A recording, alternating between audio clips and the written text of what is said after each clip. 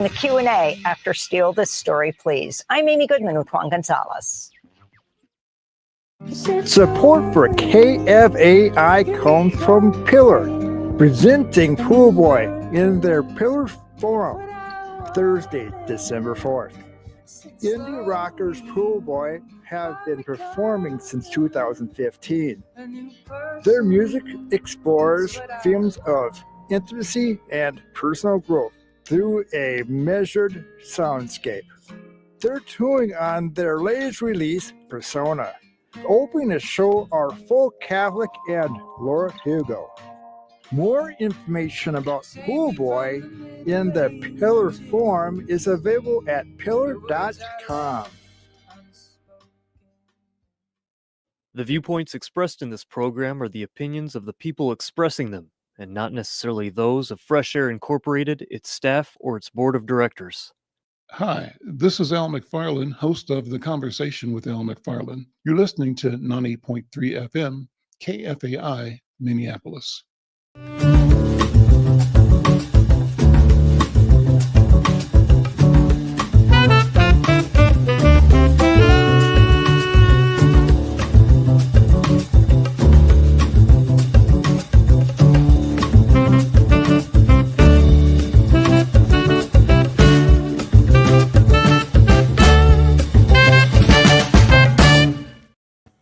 I'm Al McFarland. Welcome to The Conversation with Al McFarland. I'm glad to be here and glad to have you along as well.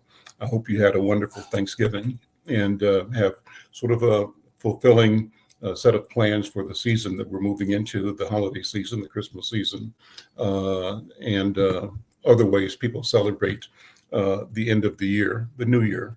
So I've had a great week. I had the good fortune yesterday of taping a future show for The Conversation with Al McFarland. We'll announce when it's going to be aired, but we taped it at the Paradise Room at the Capri Theater in North Minneapolis.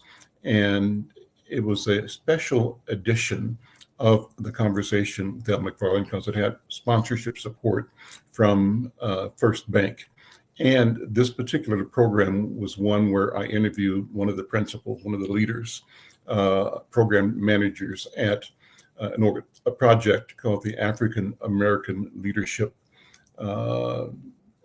Council, AAL Leadership Forum, African American Leadership Forum. And it was in particular about an initiative called Northside Forward.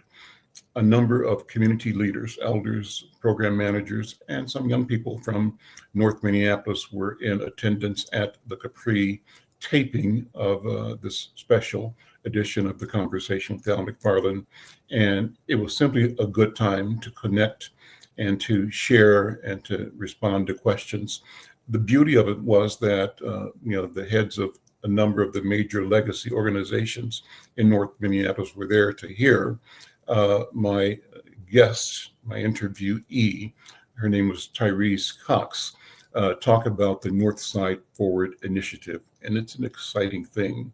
The thing that attracted me to wanting to talk about it is that it's a declared intention to invest $1.5 billion over the next 10 years in specifically North Minneapolis.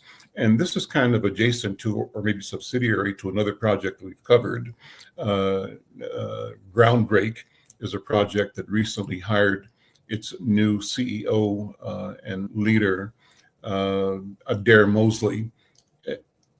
And Adair Mosley was one of the people that shaped the Northside Forward initiative.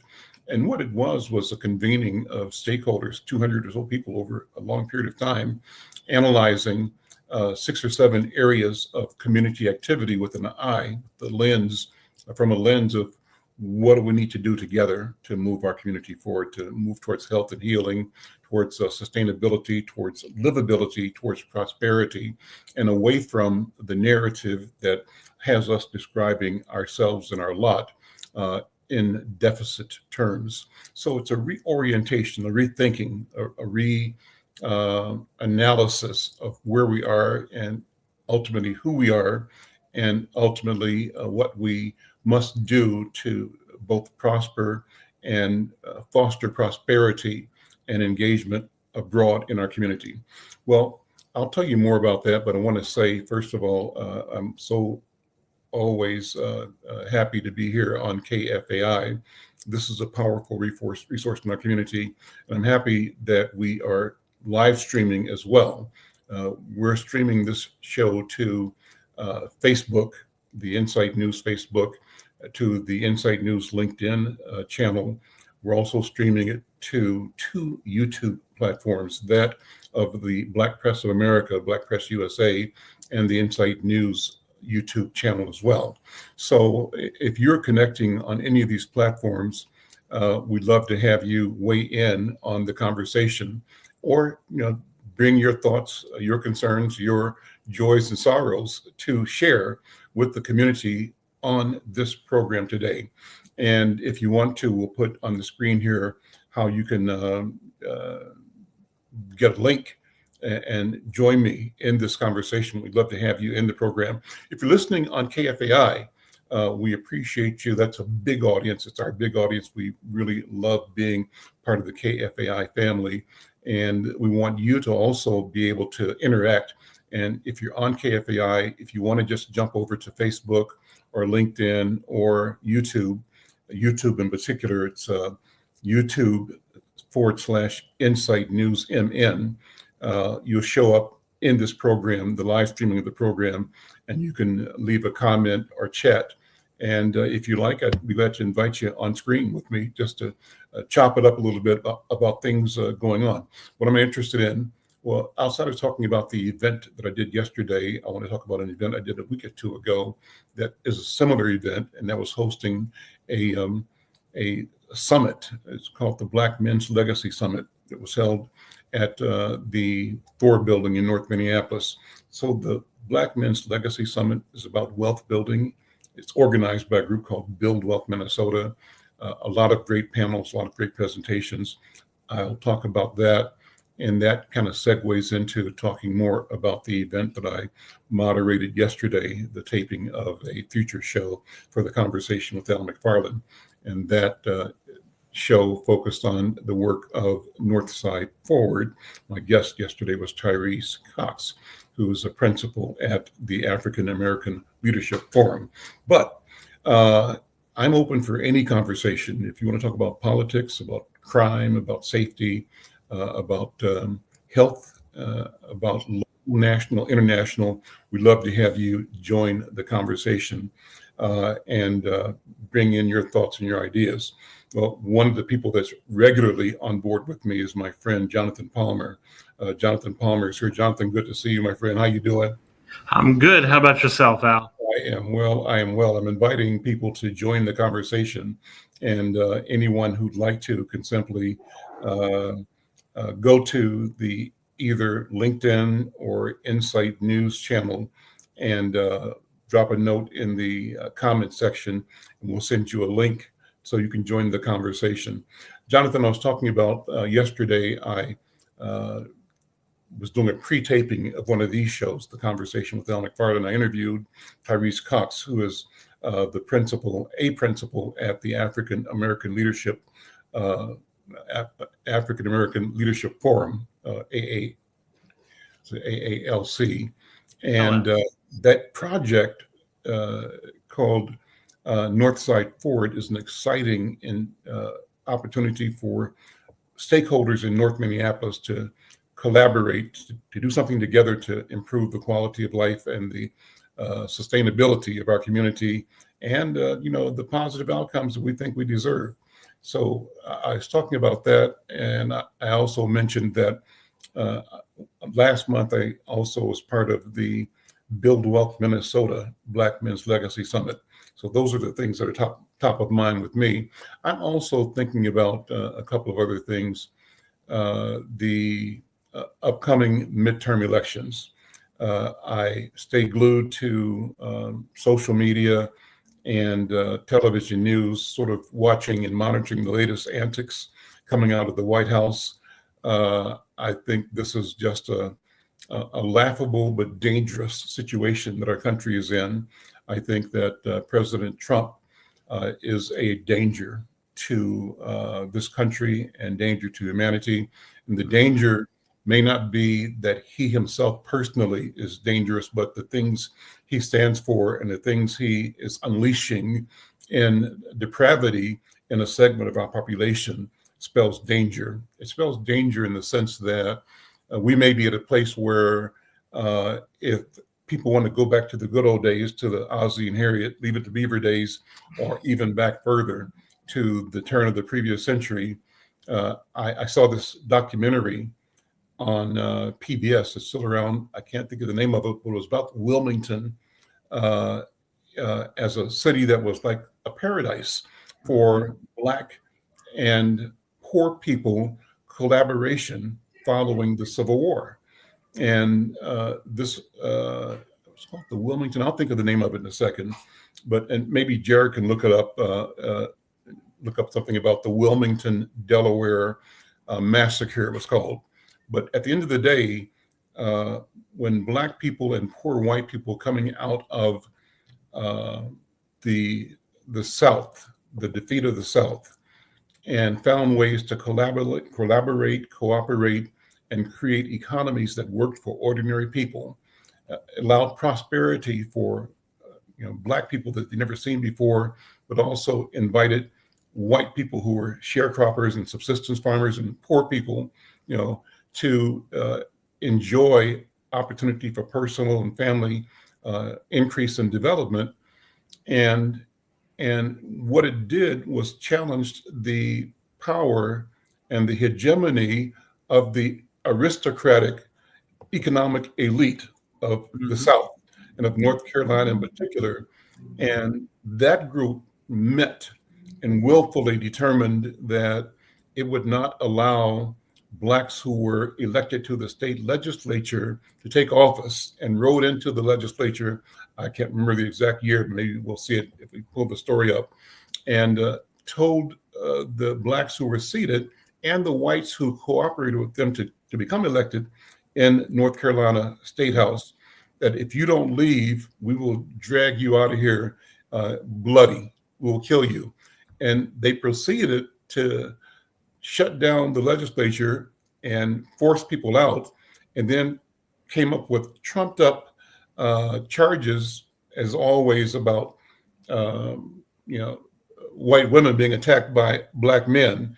And that led to armed militias camping around Black communities and opening fire and murdering hundreds of people. In fact, here's a thumbnail of it. It's called the Wilmington Massacre of 1898. Jared, thanks for pulling it up. So if you're online, you can see this image here.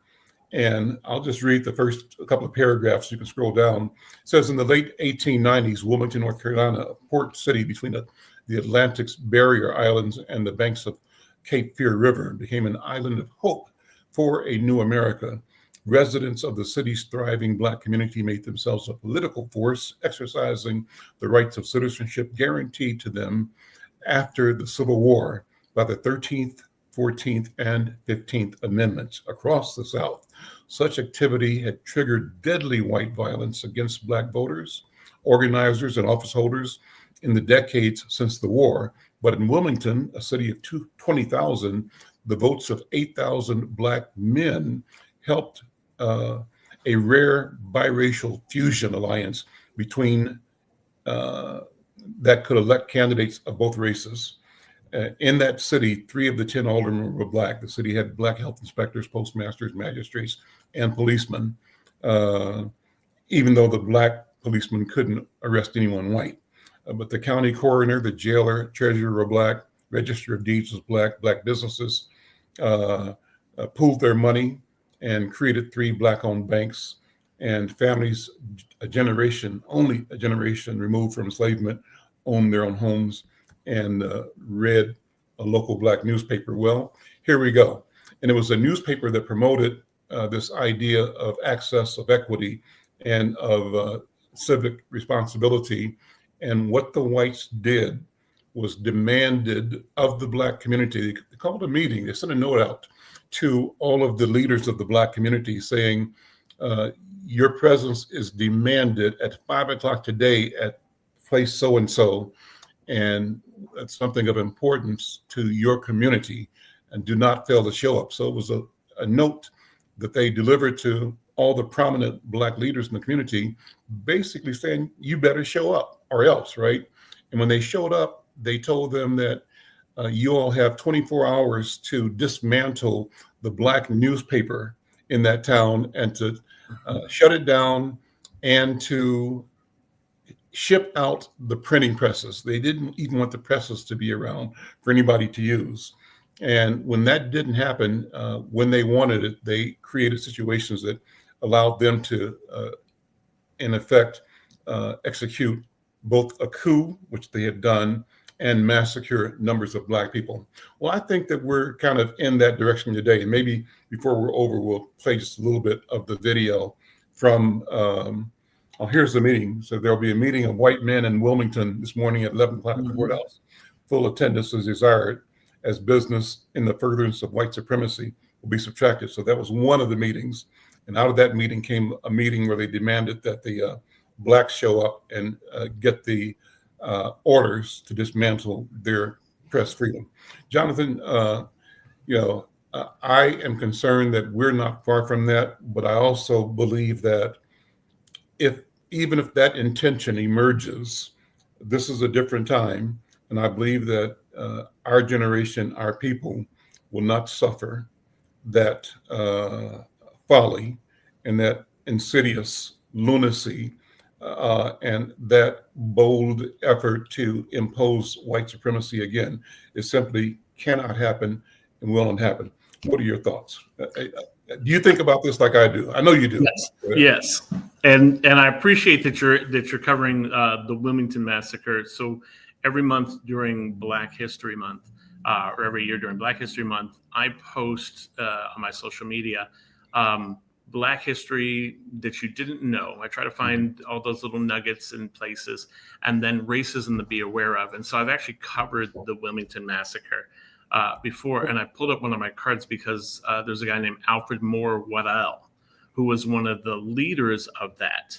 And when they did the White Declaration of Independence that asserted the supremacy, one of the things he said is that the U.S. Constitution did not anticipate the enfranchisement of an ignorant population of African origin, and that never again will white men of New Hanover County permit Black political participation.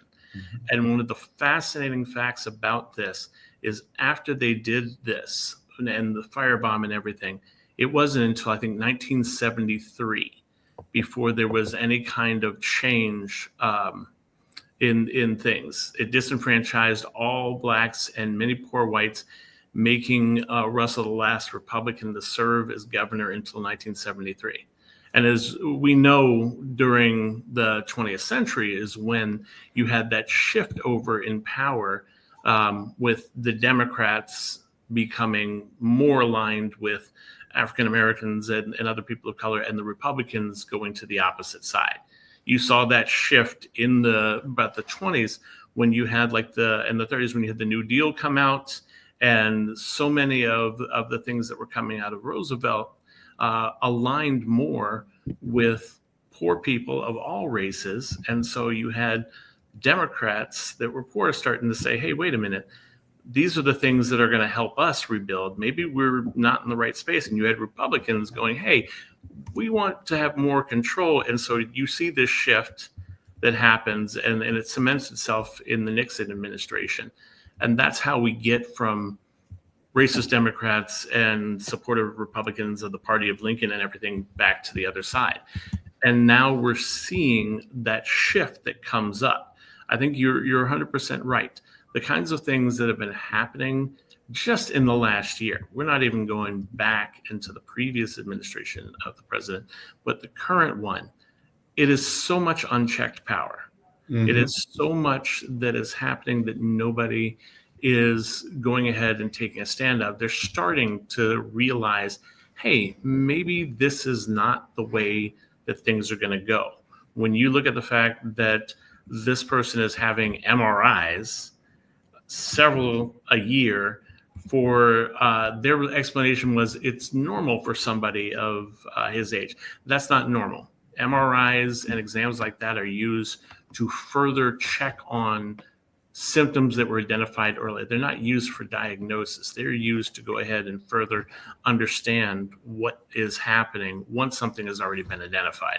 So we have somebody who has not fulfilled the promise on bringing grocery prices down, has targeted poor people of all races, but especially focusing in on people of color with things like the SNAP reduction and going ahead and moving into things like 50-year mortgages. Like that's really going to help somebody.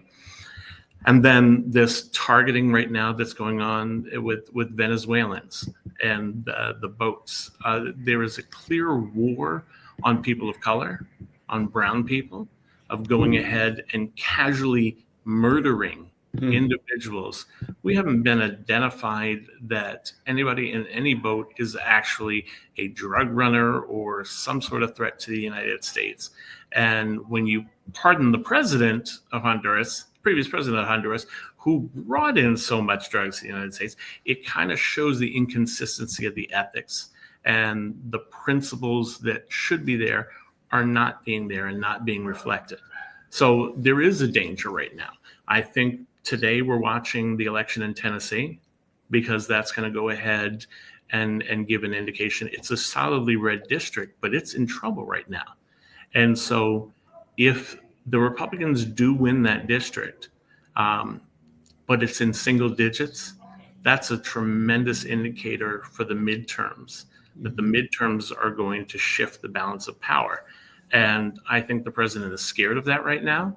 And so they are doing all sorts of actions, all sorts of things to distract from the Epstein files and that, the kind of destruction that will do to the administration and the power base, and the different terms that are coming up in terms of how they're doing destruction at the White House, tearing down the wing and everything. You're seeing things that if Barack Obama had done these, even if Joe Biden had done these, there would have been outrage throughout the House and the Senate. And yet, when people are clearly doing things like calling for the death of sitting U.S. senators, Republican Party is silent. Mm-hmm. It is an atrocity to our system of democracy. It is so much in keeping with where the Project 2025 and the president has been going. But you look back at what the community wants, what people want, what the balances of power are supposed to do when we have the checks and balances. It's all out of whack. And we need something to right size that and bring things back into balance. What will it take? What do you think that is? I think it's going to take a shift in the balance of power within the Senate and the House. I think it's going to take more progressive leaders. I am so happy Zoran Mamdani being elected in New York. I think that is a brilliant opening. I think within Congress, it's really time to look at the young leadership. Mm-hmm. All across the country, even on local levels, we need to be helping to raise up the young leadership. And I look at people like Jasmine Crockett and Alexandria Ocasio-Cortez and Mamdani and all of the younger leaders that are coming up. They should be being supported. They should be being thrust to the forefront. I think of people like Chuck Schumer, who's been there for ages. Mm-hmm. It's time to retire. It's time to go ahead and step to the side, because the games where you used to be able to compromise, you go back to a time when you could reach across the aisle in the Wellstone era. That was times where Republicans and Democrats just had different priorities. And you could go ahead and come to a compromise, reach across the aisle, and still collaborate. Now it is caustic on a level that is just unforeseen. And I listen to so many Republicans spin ways to support the things that the president is doing, and not even rational ways. It is supporting and saying, oh yeah, this is definitely the way we're going to do. This is how we go ahead and improve the American public by going ahead and bombing boats and cutting SNAP benefits. This is the way that we get things to go. So I think it's going to take a shift in the balance of power. I think it's going to take activism at our local levels, people coming together and saying, this is not what the American people want. This is about America. This is about democracy. And we have to stand up for what is right for our country. Thanks to our friend David Rabb, who wrote, "We're currently living in a ball of confusion." David, I'm going to send a link to you. And if you want to come on the program, we'd love to have you weigh in and join this conversation with me and Jonathan. And we'll send that link over to you. Or Jared, maybe you can send it. He's in our previous guest file. And so as you were speaking, you covered a lot of things, but they're all related. And that's why I think David is right in calling it a ball of confusion, because you mentioned the Epstein. That's big, right? But then you also mentioned the bombing of ships, of boats, under the idea of a war on drugs on the coast of Venezuela and in the Pacific. And that also is a reflection of the massive military buildup in the Caribbean, threatening what for, why, and then you have to weigh in that the question of rule of law, international law, and right now it's sounding like these actions make our country, and certainly the ones who gave the orders, war criminals, because there has been no due process allowed to those people that were killed under the aegis of our war on drugs. And I think, the frightening thing was that in the most recent attack by our country, by our warplanes on boats off of Venezuela, a first attack crippled the boat but didn't sink it. And there were apparently survivors, right? And an order came to go and kill the survivors. That's against the rules of war. It's against human decency. And again, no due process. And apparently there were comments from Pete Hegseth. I'm not sure if it was about this particular incident or previous ones, where he said, we know who's on the boat. We know what they're doing. And because we know, we are comfortable with destroying the boat. So that's judge and juror, right? Over an alleged criminal activity based on your knowledge. I think that's really a dangerous place. And if they can do it there, they'll do it here as well. We know they have done it here. It's not like it's a new thing, because it goes back to the what happened with the public mindset following the Civil War, where white supremacy was exerting its ugliest self in ways that continue to devastate the idea of freedom and democracy for all Americans, but particularly to downpress Black Americans. So Venezuela's there, but then we're also looking at what's happening with Ukraine and the war between Ukraine and Russia, and what the real truths are about why that war is being fought, and how, according to news reports, our policy is being spoon-fed to us, to spoon-fed to them by Putin. And so is the U.S. an honest broker in this deal? That's something we have to discuss. Then we haven't heard as much lately about Gaza, because other events have taken place, but they're still suffering in Gaza. And the question of what the status will be of the Palestinian people. Add to that, you mentioned, I guess in today's news, yesterday's news, President Trump has pardoned the president of Honduras, who was in jail in America, convicted by an American court, I believe, of allowing Honduras to support drug trafficking and drug sales in the U.S. And so if this is a person that the system has adjudicated for violating our laws, our president then turns around, while on the one hand talking about stopping drugs in alleged drugs on boats in the Atlantic, but here releasing an adjudicated and convicted agent of drug trafficking, it doesn't add up. But it adds up because it's consistent with the malaise that is seated in the White House now. And that malaise is simply a reflection of this reemergence of what I think is a very mean and hateful spirit that really is characterized by what happened, again, after the Civil War. It's the reemergence of the sense of privilege and a sense of entitlement by white supremacists in our country. Let's listen to, there's a promo we pulled up of that PBS video on Wilmington. Let's check that out and come back. I'm Al McFarland. This is The Conversation with Al McFarland. Check this out. We have taken a city as thoroughly, as completely as it captured in battle. It was the only armed overthrow of an elected government. We really don't know how many people were murdered that day. Whole families have broken up and scattered. The homes representing their savings are deserted. I've always felt like this story was always meant to be told. In North Carolina, the Negro holds the balance of power. There was really no other major city in the South like Wilmington. You have the Black leadership with college degrees. And there was a professional class there, doctors and teachers and lawyers. White vendors are having to compete with Black vendors for customers.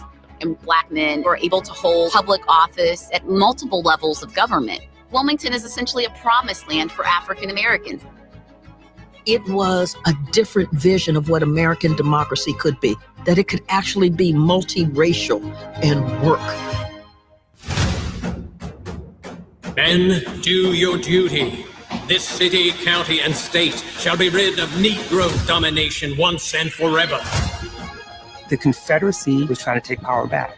And white supremacy is going to be the rallying cry. So leaders of the conspiracy turned to actually taking over the city government at gunpoint. A definition of a coup d'etat is an armed overthrow of a legally elected government, which is what happened on this day in Wilmington. This was a coup based on the devaluation of African American citizenship. You think about the loss of wealth, the stealing of their generational legacies. What Wilmington tells us is how fragile American democracy is. That's here we go. Yeah, that's a PBS, that's a trailer. It's called American Coup. And when I watched it, Jonathan, it was riveting and reminded me so much of where we could be here today, as you said, as a consequence of the Project 2025. What are your thoughts when you listen to that summary again? Unmute.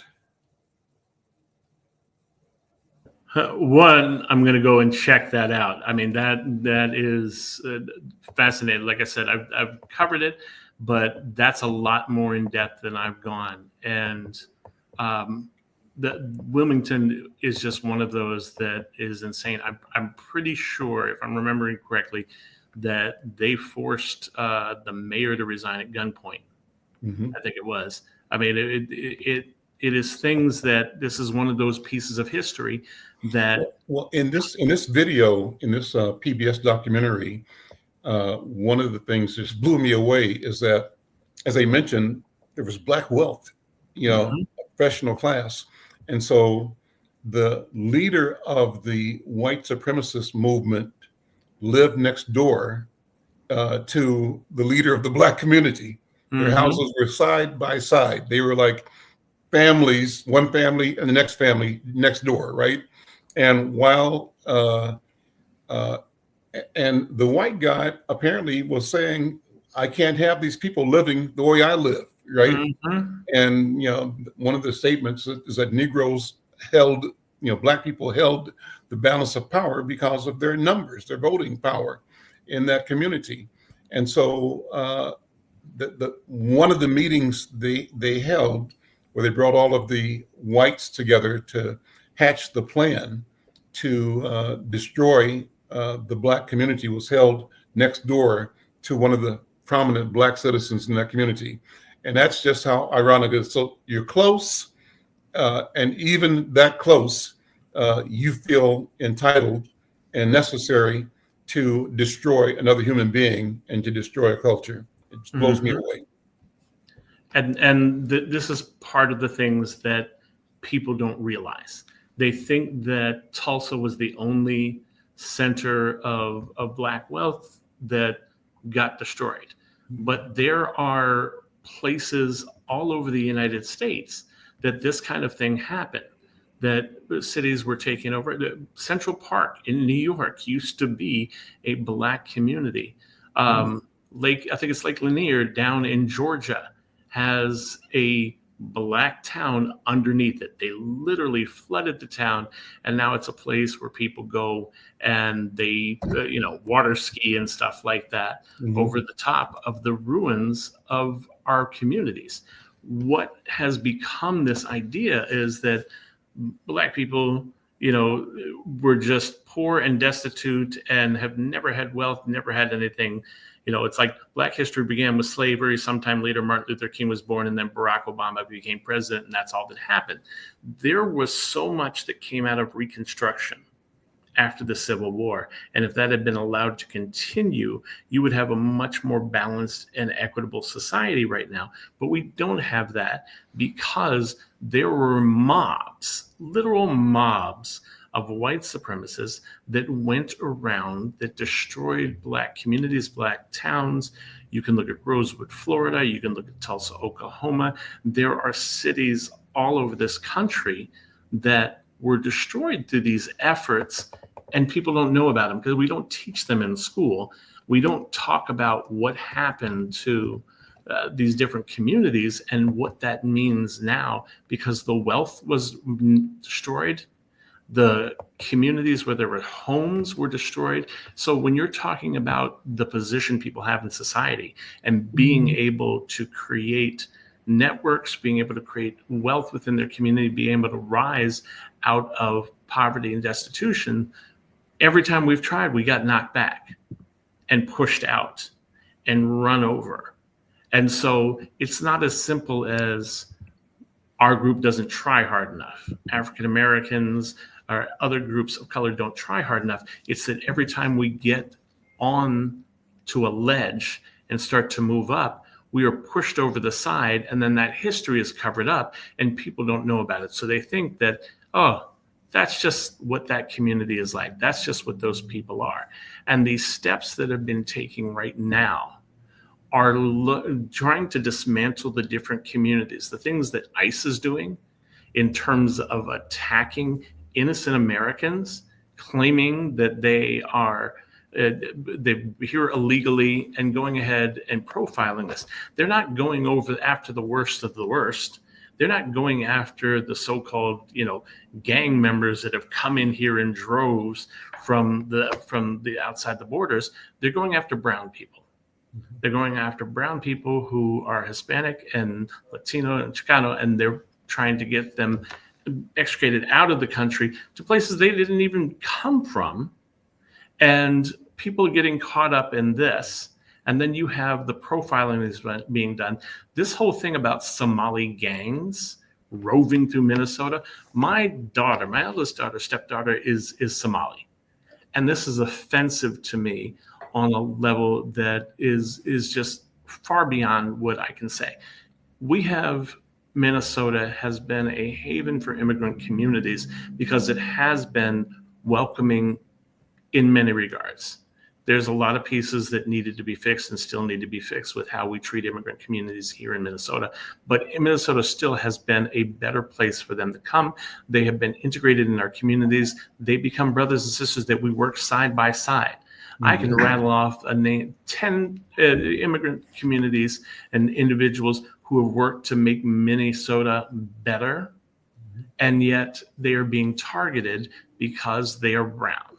And that's what this all comes back to. It comes back to white supremacy. It comes back to utilizing these methods and these seats of power to go ahead and create this narrative of fear, because that is at that Black people and brown people are going to steal away your sanctity. They're going to take your home. They're going to take your women. They're going to take your land. They're going to do all these things. And yet, historically, it has been white people who are white supremacists who have done all of this.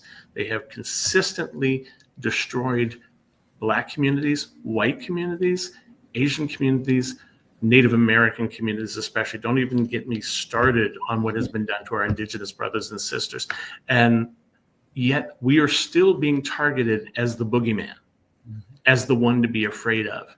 But when you peel back the layer and see who is actually, it's like a Scooby-Doo villain. You pull off the mask and it's always the old white owner of the abandoned amusement park who is going ahead and trying to get these schemes and utilize that to go ahead and take away power and take away what has been built up and constructed for communities.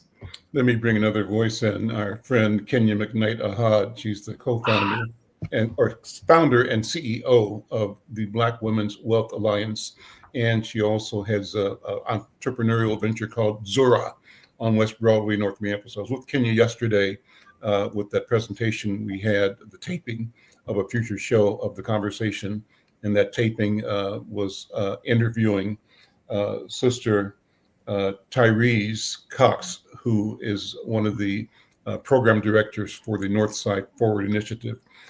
Kenya, thank you for being here. Good to see you. Good to see you yesterday. How you doing? I'm good. I'm good. Good to see you as well.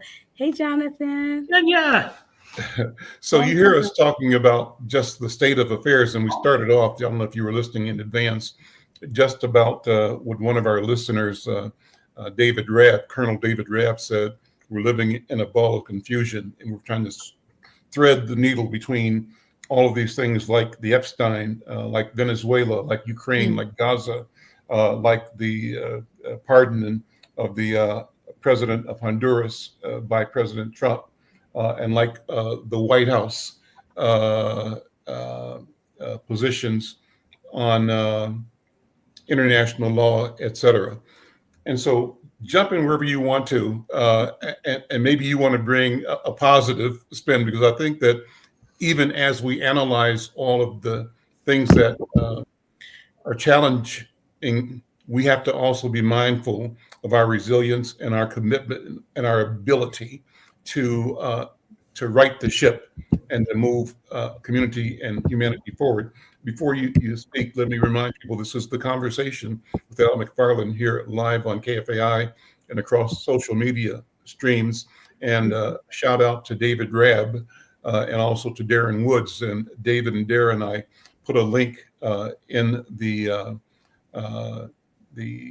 comment section. If you want to join the program, we welcome you to just log on and we'll have you part of the conversation. Shout out to Michelle also, who is a great supporter.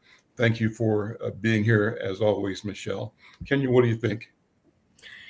Yeah, we're definitely in a Reconstruction era, right? Of, and I think it's global and it's being, driven, I think in this time by the United States and, but certainly didn't start there, right? I think COVID sort of kicked off another deeper catalyst of this Reconstruction that we're experiencing. I think that we do have a responsibility to respond. And that response is not always going to be favorable or what we like as the American pie. Like, we got to think about what's best for this country too, which ain't always accepting everybody, from everywhere under all circumstances. That is not okay, especially when we got our own issues too. And so in understanding what has happened to the globe under COVID has broken down a lot of systems in other countries. Like when I was visiting Egypt, I wasn't safe to just walk in, in the mall and shop we had to have guards everywhere because the economy there was so collapsed in many ways that they were harassing us to buy, and so I'm not, whatever it is, what it is, but I'm just saying that that's an impact that COVID has had on their economy, less visitors, et cetera. And it creates conditions in people, right? And we're experiencing that. Like when we go and travel, and then some of that is transferred here when folks are coming. and so I know it's not popular, but it's a real thing, that we are experiencing in our nation that has to be grappled with. And we just want to be this pie in the sky, everybody. But the reality is that the impact is real, right? We got folks in Chicago, African Americans, right, who are sitting there talking about, hey, you know what I mean? Listen, that's all good and great for humanity, but that ain't extended to me, right? How do we think about, prioritizing local communities who actually are here in need? And so there's got to be a balance to how we're doing this and talking about this, and also realism about the impact that's happening to Black people in our communities around what this immigration looks like, and not just on the color band, because we also know there's other issues there. We're not all allies. It's not all pie in the sky. Let's be honest about that. There's room to grow and build and strengthen, of course, but that's not the reality we're living in necessarily. And so, I just want to, I'm 100% generationally a foundational Black American woman on both sides of my family, as long as I can go through that. So I don't have any, this is my home. This is where I am, for hundreds of years. And so, and we're indigenous. So I just, for me, I'm not confused about any of that. There's no complication on my end. I simply care about how we are affected by all these things that are happening. And so I don't want to get lost in it because I'm not an immigrant, right? Well, let me push a little, Kenya, because I am an immigrant. I'm not. In the sense that my father came here, so I'm first generation, and my father is Cuban born, but he's Jamaican, right? And when I was in Jamaica some years ago, one of the first times I visited there at a international Black media conference in Kingston, I heard this guy named Professor Rex Nettleford leading a panel describe us as New World Africans. I hadn't heard the term before, but he said, I'm an African in the New World. That's who I am. I'm an African. And so I take to that, and I describe myself as an African in the New World. Now, my family on my mother's side goes back generations and generations again, but still Africans. That's our family connection. Yeah. Still African. We're related, Jonathan. Jonathan's related to us too on my father's side, on the McFarland clan, right? So on my mother's side, we go back, but our DNA says our DNA on her side is 99% Yoruba from Nigeria, from today's present Nigeria. So I claim that because it's real, though I was born here. And so I see the connection. Yeah. Go ahead. I'm sorry. Let me finish this idea then. Yeah. So my thinking is that I note, say, as a journalist and activist and community here, I remember when the first of us back in the 60s, you were just a baby then. I wasn't born. You wasn't born, right? In the 70s, baby. Okay. When in the late 60s, we started hearing our people use African names and start saying Africa like it wasn't a bad word. I remember the time. My name is Kenya. Yeah. I remember the time when Azania Little, you might know Azania. You certainly know Kinshasa and the other family members came back from Africa, and I was at my office downtown. She was writing for us as a freelancer. And the first time she came back, she said, "Hello, African." I said, "What you call me?" In a fighting posture, fighting spirit. "Hello, African." I said, "What?" And she said, "Hello, African." And the more she said it, the more beautiful it sounded, the better it sounded. And I discovered something about me in language and understanding that I hadn't seen her before. So I connect with us and us globally as not a contradiction to us being here. So I honor the geography that we're in, but I also honor the connection that we are part of as well. And I subscribe to, I don't necessarily subscribe to like African. I understand that I'm an indigenous Black woman, right? And that's my heritage right here on this land. And we can show you whatever documents you want to see, but that's who I am. and who my family is, right? Generationally, I can prove that too. And so I would be remiss to not represent the foundational Black American folks on here who are saying it's not about just the diaspora. Yes, I understand, and I'm connected to BIPOC people. I care about all of that, but that does also include me foundationally to have to be a part of this discussion to lift up the impact I'm also experiencing as we're going through this turmoil, right? You know, I'm not in agreement with the disconnection of the families and the way that all this harm is happening to our communities, the black, brown, purple, orange, all of us, right? It's just, it's not okay. Let me say that. But I don't feel like I should have to make a disclaimer of that. I am the humanitarian here. Sure.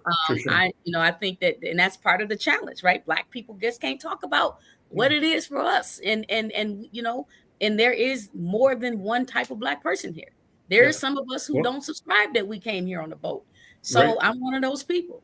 And so I think that I just want to have space for us to exist in this conversation and be front and centered, you know, and doesn't have to be a connection to being an immigrant. We're allies, right? We're cool. We're family. We understand that we're connected ancestrally through a lot of different ways, but we can't effectively collaborate if I'm not part of the agenda, front and centered in this as well, right? Because where folks are being placed at is not in Edina, right?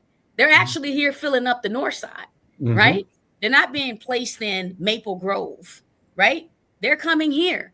And so if you're not talking about the impact that's happening to Black people here, right, around how this is happening, because what do we not only have ICE here, we also have the National Guard, right? That's regulating Black people, if you will, right? And so there's a lot of stuff that supremacy is doing to all of us. And ICE is for the immigrant community. National Guard is on us, on top of all the civil rights laws and everything that, you know, has been broken down in the process, where liberals have been completely irresponsible with how they've handled our legacy. It's how they compromised it to a point where these folks feel they are justified to come in and shut everything down, because in their mind they're shutting down the liberal agenda, but we're impacted. Our ancestors worked for these things, died for, and these are different times to me that I would say as a 48-year-old, tomorrow I'll be 49. Happy birthday! Happy birthday! Thank you. I'm sitting here like, well, we about to find out what we made of, because these are times we haven't been met with, right? At least I haven't in my lifetime. So I'm very, very, I won't say I'm nervous, but like I'm not. The only thing I know that I'm sure of in these times is that I'm going to fight. That's right. That's right. Let me throw one more scenario out, and Jonathan, you jump in too. I'm Al McFarland. This is The Conversation with Al McFarland, here with my friend Kenya McKnight Ahad, CEO of Black Women's Wealth Alliance, and Jonathan Palmer, Executive Director of the Rondo Center for Diverse Expressions. And kind of an open conversation. So if you want to join the conversation, if you're on the radio here, KFAI, jump over to YouTube and YouTube.com/Inside News MN, and you can weigh in on the conversation. I'll send you a link if you want to be on screen in the conversation with us. We'd love to have your voice and your opinion. Kenya, I remember that when I started that last comment about in the 50s and 60s, Black people started using African names and naming their children Kenya, African names, right, in the 70s, right? Before that time, we had this antipathy because our notion of Africa came from Hollywood's depiction of everything African is everything backwards, the jungle, the supremacy of the white man, Tarzan, one white boy swinging on a rope, being able to destroy 1,000 so-called natives just at will, and commanding the attention and support of the natural world, the animals, obedient, subservient to this expression of white divinity, the white man. So that's the backdrop, right? Yeah, that myth they created and wanted us to buy in and to genuflect to, right? Yeah. But we have not. We've resisted and we fought that and continue to fight it. But one of the elements of that is, as H. Rap Brown and Stokely, you know, and that whole movement emerged, people started naming themselves differently, dressing differently. The afro came up, etc. But then the next level was when immigrants came here whose names were Jamal, Abdullah, you name, the Muslim name. And so when even among us, if a brother said, my name is Kamal, we'd say, what's your real name? Yeah. Right. What's your real name? What your mama and daddy name you? Right.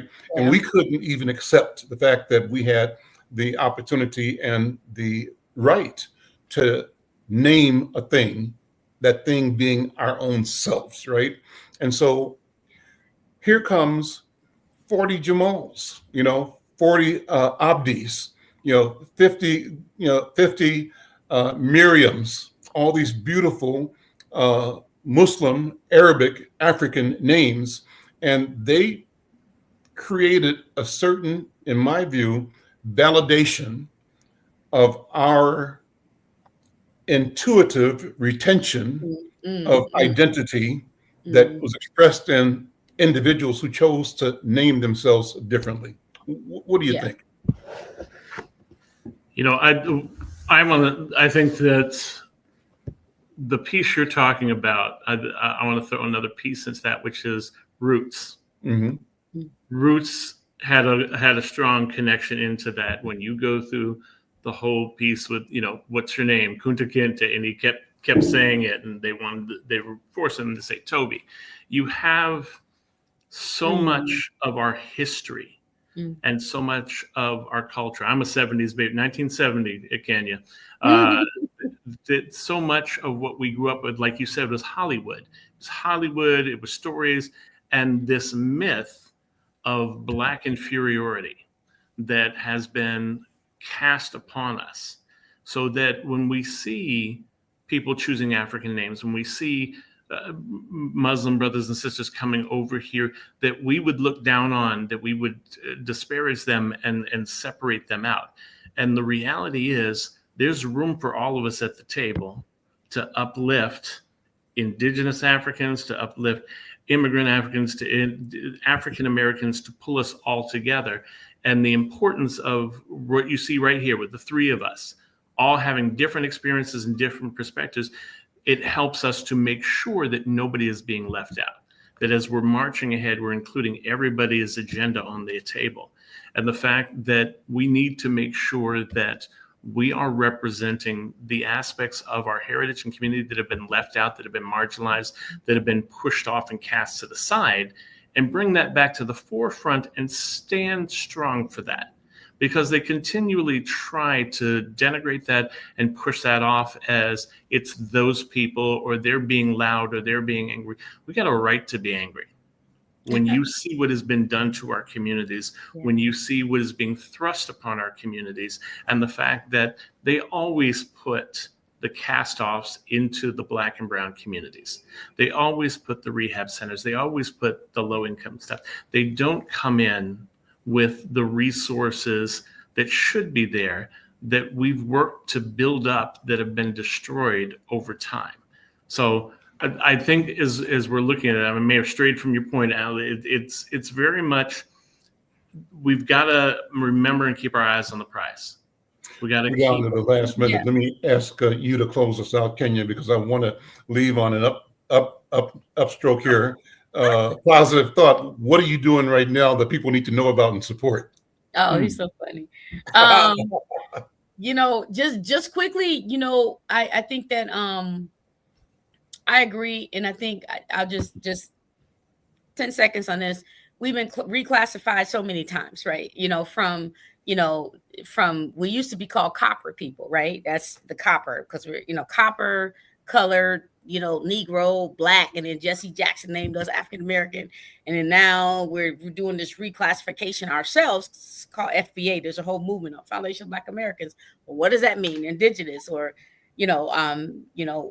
descendants of enslaved Africans. And so we're figuring it out who we are, and I think that's I feel really good about how we're centering ourselves now. I know that it's a little bit, because we're not as inclusive as we will get to, but this selfishness or self-centeredness that we're in, I think is healthy because we've always been like this. So we're kind of doing this, which is about our preservation. But I know we'll get back to a balanced place as a people where we're just about human beings, right? About our people. I want to have we got to close another conversation with you, Kenya, about indigenous African or Black people. Because that's a big topic. It's big. It is. Tonight, I am holding a women's leadership thing at the Camden Social, celebrating our 2 elected officials, Pearl Warren and Latricia, at the Camden Social tonight. So awesome. Thank you so much. Go check them out. I'm Al McFarland. We'll see you next time.